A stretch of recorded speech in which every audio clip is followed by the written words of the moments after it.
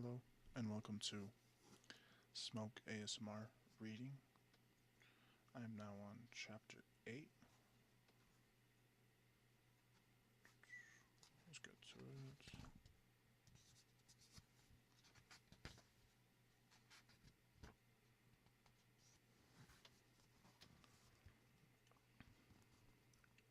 This chapter is called The Queen's Croquet Ground. A large rose tree stood near the entrance of the garden. The roses growing on it were white, but there were 3 gardeners at it, busily painting them red.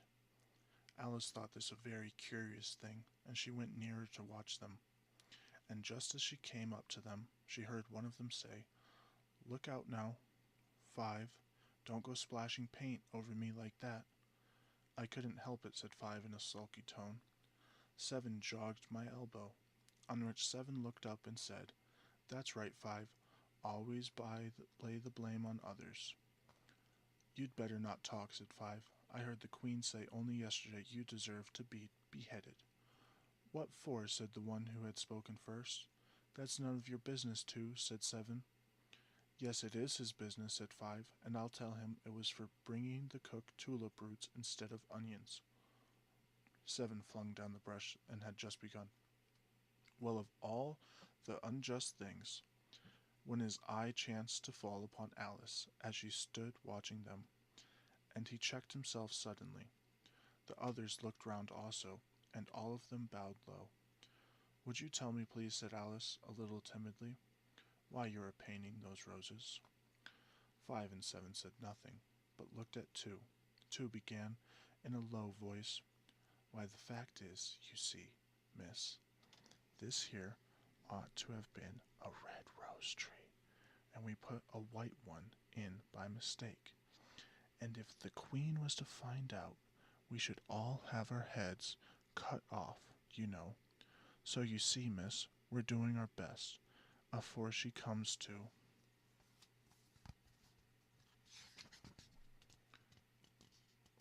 At this moment, 5, who had been anxiously looking across the garden, called out, "The Queen, the Queen!"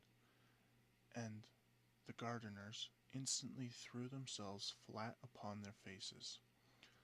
There was a sound of many footsteps, and Alice looked round, eager to see the Queen. First came 10 soldiers, clubs. These were all shaped like the 3 gardeners, oblong and flat, with their hands and feet at the corners. Next, the 10 courtiers. These were ornamented all over with diamonds, and walking 2 and 2 as the soldiers did. After these came the royal children. They were 10 of them, and the little dears came jumping merrily along hand in hand in couples. They were all ornamented with hearts. Next came the guests, mostly kings and queens, and among them Alice recognized the white rabbit. It was talking in a hurried, nervous manner, smiling at everything that was said, and went by without noticing her. Then followed the knave of hearts, carrying the king's crown on a crimson velvet cushion, and, last of all that was grand procession, came the king and queen of hearts. Alice was rather doubtful whether she ought not to lie down on her face like the 3 gardeners, but she could not remember ever having heard of such a rule at processions. And besides, what would be the use of a procession, she thought, if people had all to lie down on their faces so that they couldn't see it? So she stood where she was and waited. When the procession came opposite to Alice, they all stopped and looked at her, and the Queen said severely, "Who is this?" She said it to Knave of Hearts, who only bowed and smiled in reply. "Idiot," said the Queen, tossing her head impatiently, and turning to Alice, she went on, "What's your name, child?" "My name is Alice, so please your Majesty," said Alice very politely, but she added to herself, "Why, they're only a pack of cards. After all, I needn't be afraid of them." "And who are these?" said the Queen, pointing to the 3 gardeners who were lying round the rose tree. For you see, as they were lying on their faces, and the pattern on their backs was the same as the rest of the pack, she could not tell whether they were gardeners or soldiers or courtiers, or 3 of her own children. How should I know? Said Alice, surprised at her own courage. It's no business of mine. The queen turned crimson with fury, and after glaring at her for a moment like a wild beast, began screaming, "Off with their head! Off!" "Nonsense," said Alice, very loudly and decidedly, and the queen was silent. The king laid his hand upon her arm and timidly said, "Consider, my dear, she is only a child." The queen turned angrily away from him and said to the knave, "Turn them over." The knave did so, very carefully, with one foot. "Get up," said the queen, in a shrill, loud voice, and the 3 gardeners instantly jumped up and began bowing to the king, the queen, the royal children, and everybody else. "Leave off that," screamed the queen. "You make me giddy." And then turned to the rose tree. She went on, "What have you been doing here?"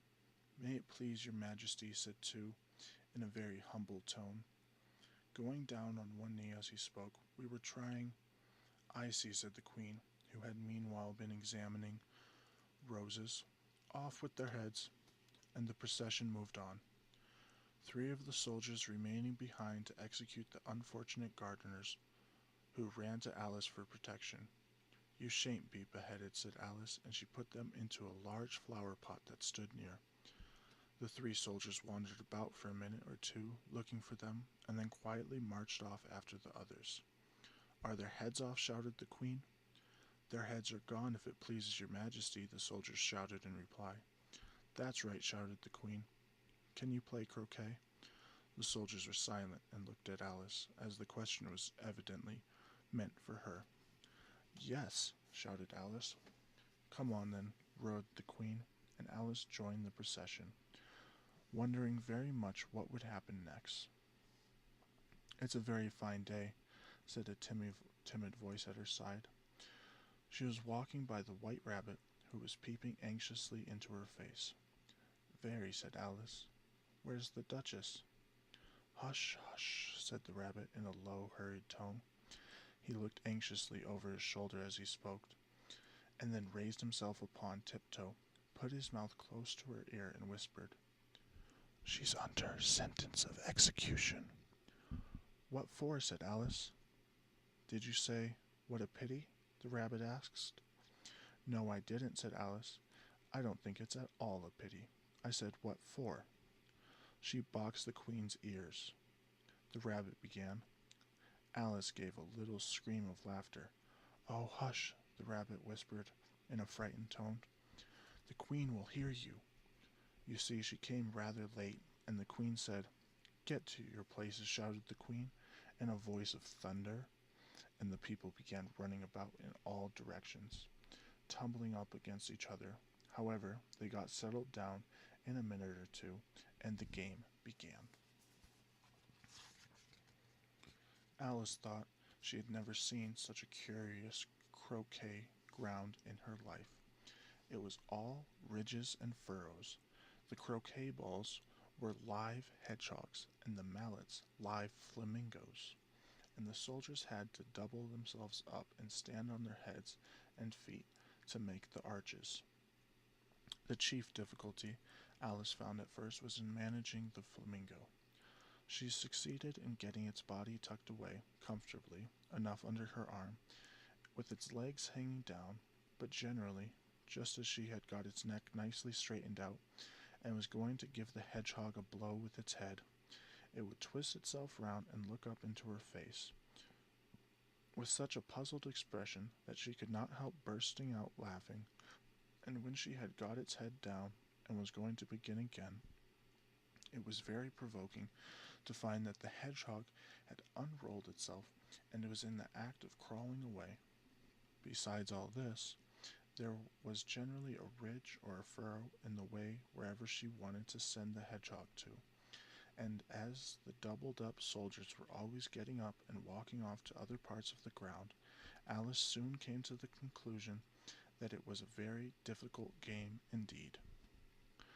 The players all played at once without waiting for turns, quarreling all the while and fighting for the hedgehogs, and in a very short time the queen was in a furious passion, and went stamping about and shouting, "Off with this head," or "Off with her head," about once in a minute.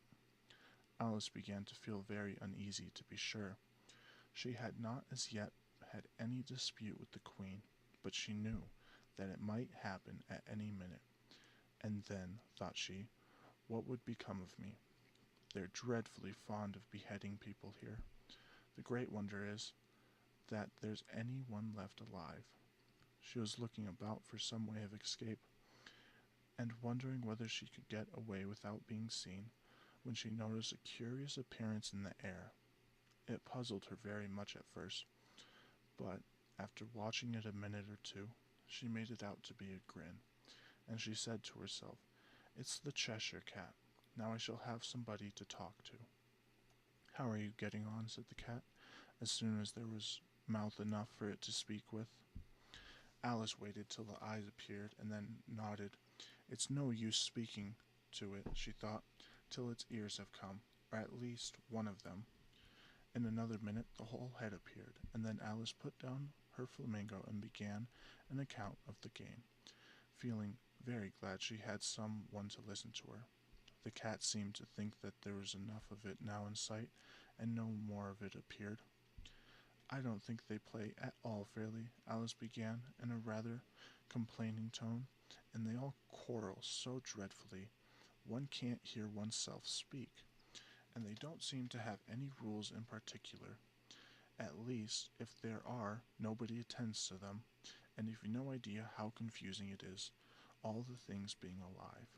For instance, there's the arch I've got to go through, next walking about at the other end of the ground, and I should have croqueted the queen's hedgehog just now, only it ran away when it saw mine coming." "How do you like the queen?" said the cat in a low voice. "Not at all," said Alice. "She's so extremely—" Just then she noticed the queen was close behind her, listening, so she went on, "Likely to win, that it's hardly worth while finishing the game." The queen smiled and passed on. "Who are you talking to?" said the king, coming up to Alice and looking at the cat's head with great curiosity. "It's a friend of mine, a Cheshire cat," said Alice. "Allow me to introduce it." "I don't like the look of it at all," said the king.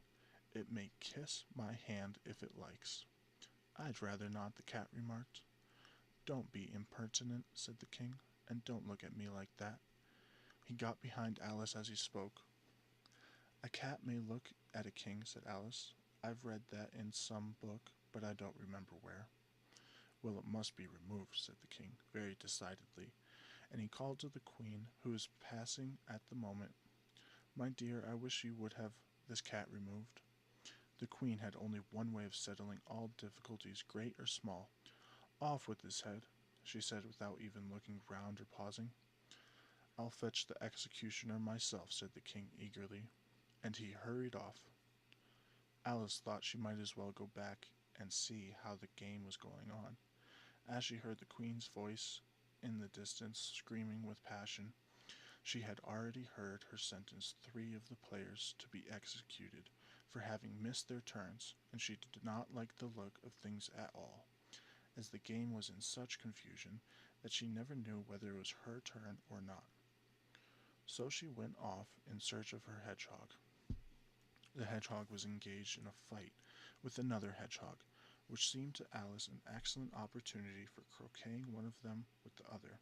The only difficulty was that her flamingo was gone across to the other side of the garden, where Alice could see it trying in a helpless sort of way to fly up into a tree. By the time she had caught the flamingo and brought it back, the fight was over, and both the hedgehogs were out of sight. But it doesn't matter much, thought Alice, as all the arches are gone from this side of the ground. So she tucked it away under her arm, that it might not escape. again and went back to have a little more conversation with her friend. When she got back to the Cheshire Cat, she was surprised to find quite a large crowd collected around it. There was a dispute going on between the executioner, the king, and the queen, who were all talking at once, while all the rest were quite silent and looked very uncomfortable. The moment Alice appeared, she was appealed to by all these three to settle the question, and they repeated their arguments to her through as they all spoke at once. She found it very hard to make out exactly what they said. The executioner's argument was that you couldn't cut off a head unless there was a body to cut it off from, that he had never had to do such a thing before, and he wasn't going to begin at his time of life. The king's argument was that anything that had a head could be beheaded, and that you weren't to talk nonsense. The queen's argument was that if something wasn't done about it in less than no time, she'd have everybody executed all round. It was this last remark that had made the whole party look so grave and anxious. Alice could think of nothing else to say but, "It belongs to the Duchess. You'd better ask her about it." "She's in prison," the queen said to the executioner. "Fetch her here," and the executioner went off like an arrow. The cat's head began fading away the moment he was gone, and by the time he had come back with the Duchess, it had entirely disappeared. So the king and the executioner ran wildly up and down looking for it, while the rest of the party went back to the game. And that is the end of chapter 8.